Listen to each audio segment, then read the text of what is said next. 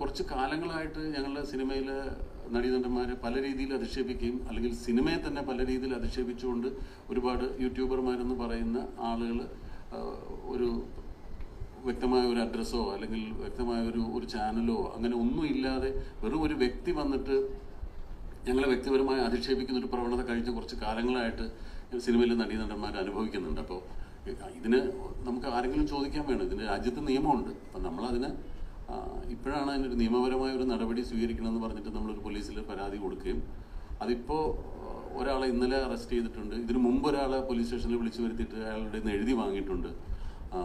ഇനിമേൽ അയാളുടെ ഭാഗത്ത് നിന്ന് ഇങ്ങനൊരു പ്രവൃത്തി ഉണ്ടാവില്ല, ഉണ്ടായാൽ തീർച്ചയായിട്ടും കേസ് ചാർജ് ചെയ്യുമെന്ന രീതിയിൽ പോലീസ് ഇടപെട്ടിട്ടുണ്ട്.